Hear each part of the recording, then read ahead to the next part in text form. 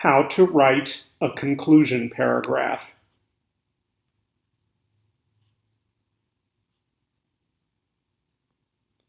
Content.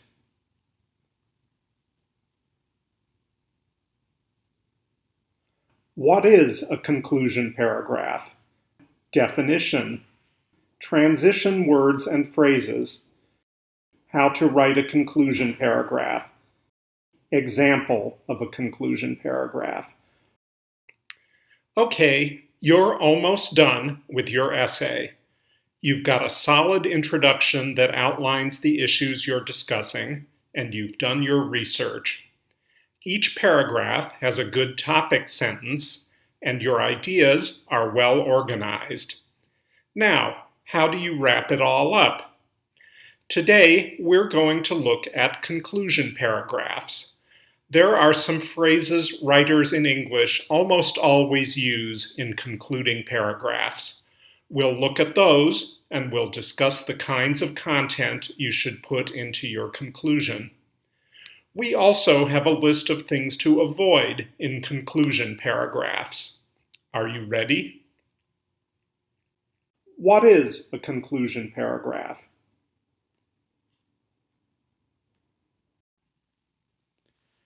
In essay terms, a conclusion paragraph is one which is used to sum up and bring to a conclusion all of the ideas that have been discussed during the body of the essay.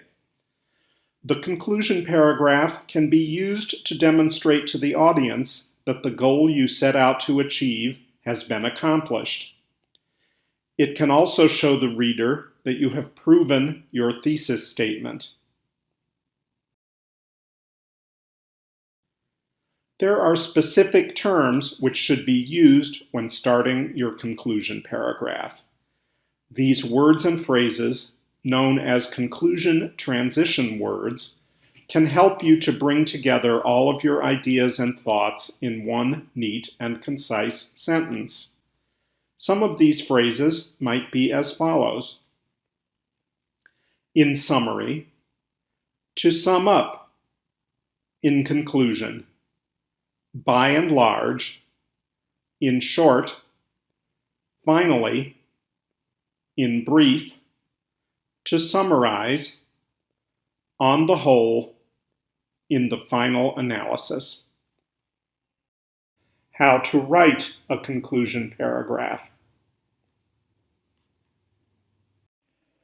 When writing your conclusion paragraph, there are certain rules you should follow. For example, there are certain things that should be included in a conclusion paragraph. The idea is to sum up what has been talked about in the essay. You might follow these tips to help you along. Refer back to your introduction paragraph to guide you in writing your conclusion. You should also recall information from each of your body paragraphs and summarize this in the conclusion. It is also important to give the reader something to consider once they have finished the essay. The conclusion paragraph should flow and bring the piece of writing to a close smoothly and concisely. You can think of the conclusion as being the polar opposite of the introduction. An introduction will begin general and move into being specific, whereas the conclusion starts off with a specific point and goes into a more general ending. The closing sentence of your conclusion should give your readers a sense that the essay has achieved what it set out to accomplish, and that they are glad they have read the essay or have come away with some additional knowledge. Your conclusion should refer back to the thesis statement which you included in your introduction. However, if you want to write a truly catchy essay, you should not repeat it word for word in your conclusion. A better way to refer back to it would be to reword it slightly. In order to bring the audience full circle, it is important to refer back to the themes that were mentioned in your introduction. There are certain things that should be avoided when writing a conclusion paragraph. Let's take a look at these now. You should never bring up new information in the conclusion paragraph. This is a place exclusively for summing up the ideas that have been talked about. If a new idea comes to mind when writing the conclusion, you should create a body paragraph for this information. Data and statistics should not be included in the conclusion. These should be kept to the body. Never use the thesis statement for the first time during the conclusion paragraph.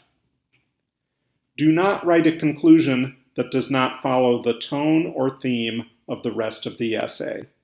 It should tie in with what has already been said and how it has been said. Example of a conclusion paragraph.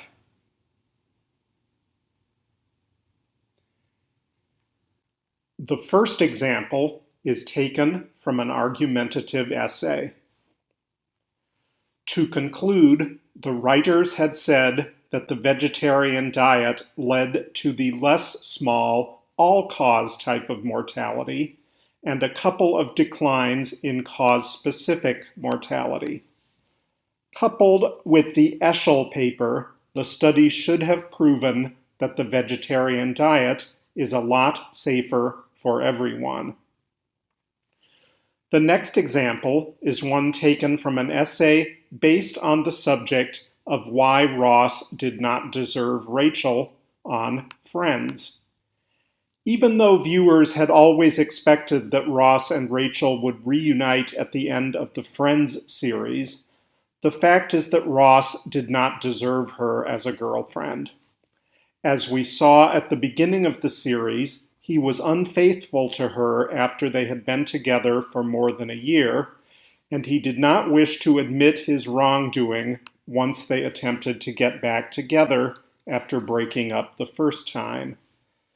On top of this, Ross was extremely demanding and jealous as a partner, shouting at Rachel in the presence of their friends on many occasions. Finally, and most importantly, he had an awful reaction when she told him that she was pregnant after the wedding of Monica and Chandler, which made him undesirable as a partner for either her or any other character within the show.